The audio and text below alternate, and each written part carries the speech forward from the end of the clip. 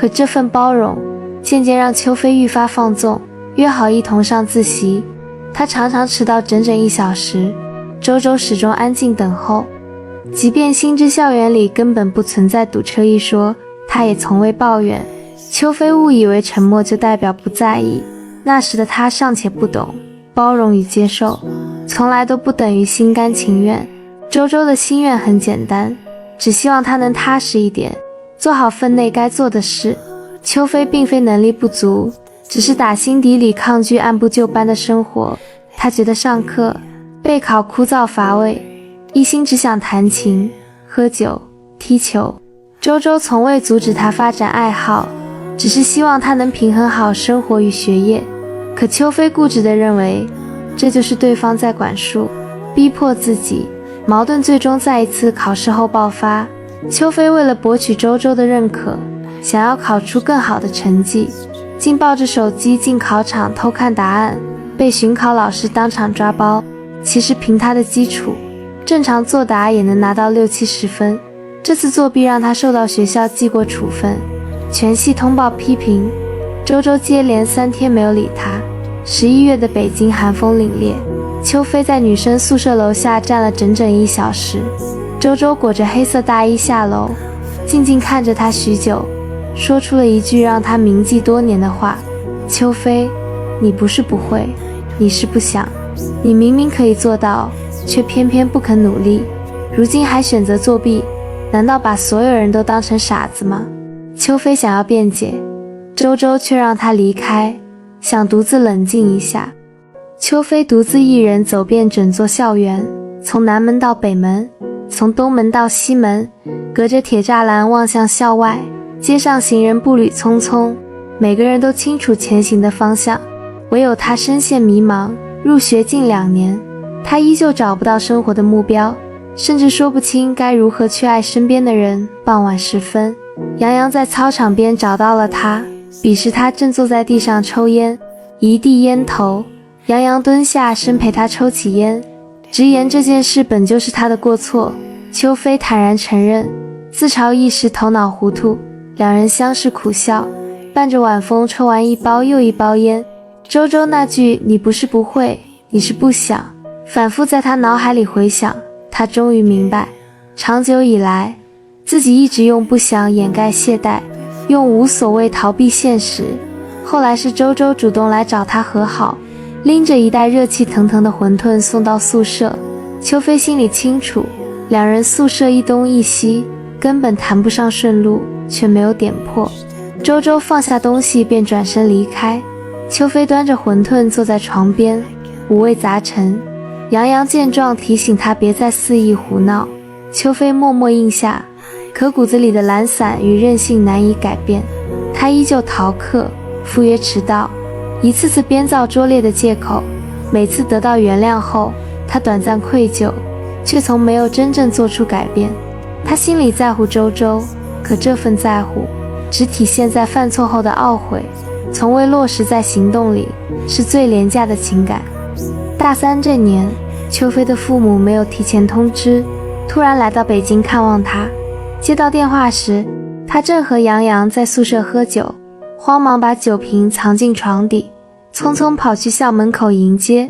父親穿着灰色夾克，母親裹着紅色棉襖，站在人群裡格外樸素。父母詢問他在校近況，秋飛只報喜不報憂。父親打量着校園，直言學校規模不大。秋飛帶着二老去食堂吃飯，簡單的幾樣家常菜，母親吃不慣偏甜的口味，父親沉默不語，細嚼慢嚥，吃完一碗又添一碗。飯後，秋飛陪着父母走遍教學樓、圖書館、操場與宿舍樓。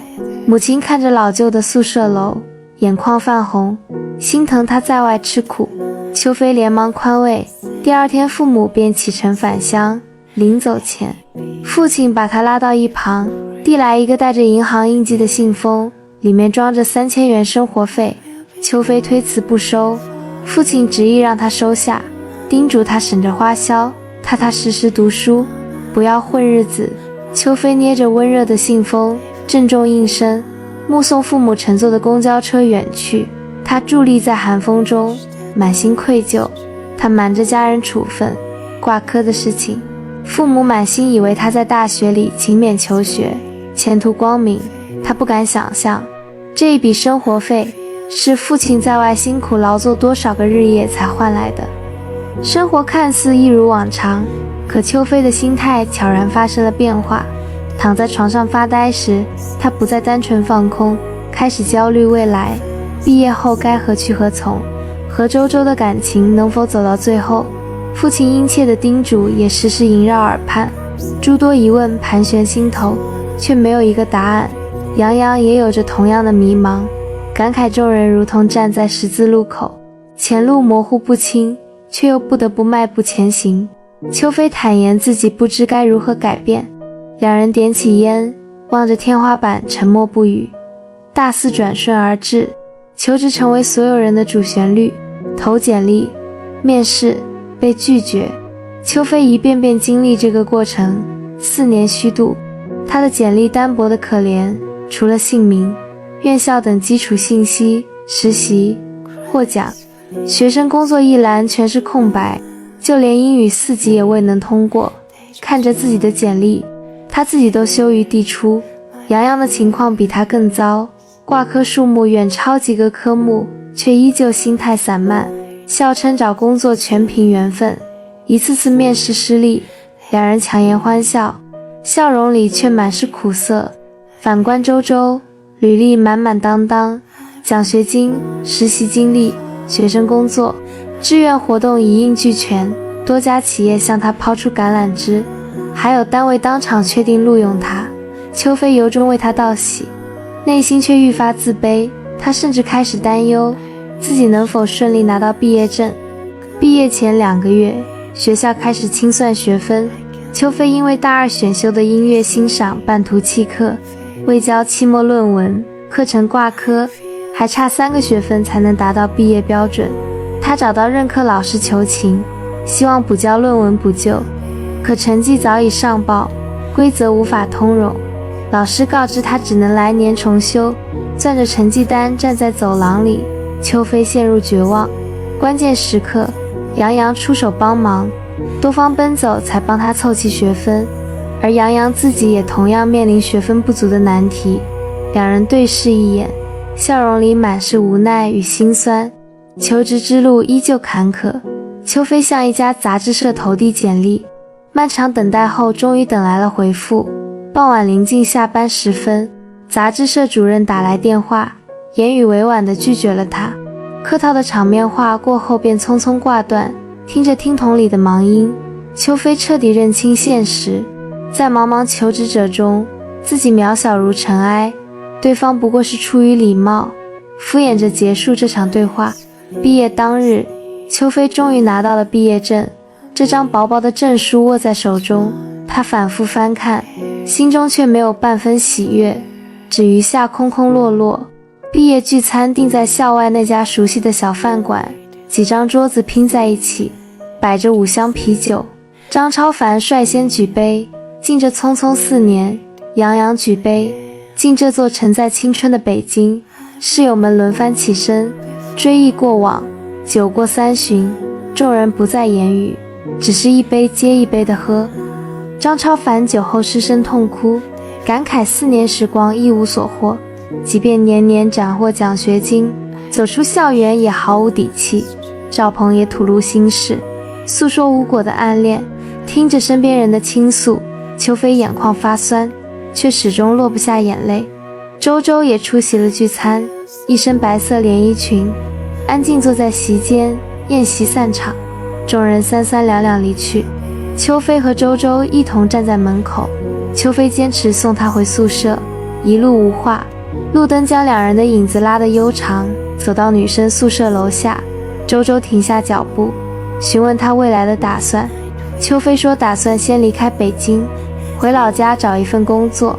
周周追問他是否想留在這座城市，秋飛沉默良久，坦言心中所想，卻也清楚自己早已無力留下。兩人之間沒有贈送合照相框的橋段，簡單道別後，周周轉身準備上樓，走了幾步，他回頭看向秋飛，輕聲叮囑：你要好好的。秋飛點頭回應。周周淺淺一笑，轉身走進宿舍樓，大門緩緩合上。秋飛獨自佇立許久。6月的晚風拂面而來，並不寒冷，卻吹得人心頭發涼。轉身往回走的路上，淚水終於滑落。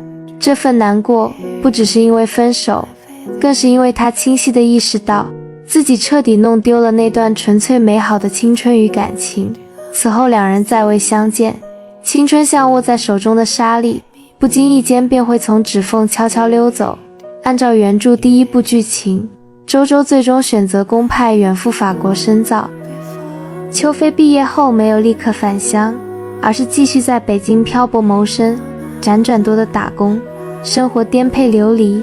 楊洋後續遭遇變故，沒能順利走完4年學業，中途被學校開除。張超凡成績優異，畢業後按部就班步入職場。馬杰、趙鵬等室友也各自奔赴前路，開始了截然不同的人生。很多年後，秋飛才明白，成長是要付出代價的。為此，他喪失了青春的4年時光。在此過程中，他學會了憤怒，又學會了忍耐，學會了憤世嫉俗，又學會了麻木。這就是他的草樣年華，像草一樣活着，被風吹，被雨打，被踩，但沒死。不是因為他堅強，是因為他得活着。他曾經以為青春是一首詩，後來發現青春是一棵草，沒有人澆水，沒有人施肥，沒有人記得他的名字，但他每年春天都會從土裡鑽出來，綠給這個世界看，哪怕這個世界根本不看他。就像作者在最後說的那樣，大學的4年已經過去，那一件件動人的故事和一幅幅鮮活的面孔，正在記憶深處漸漸褪去顏色，變得面目全非，支離破碎。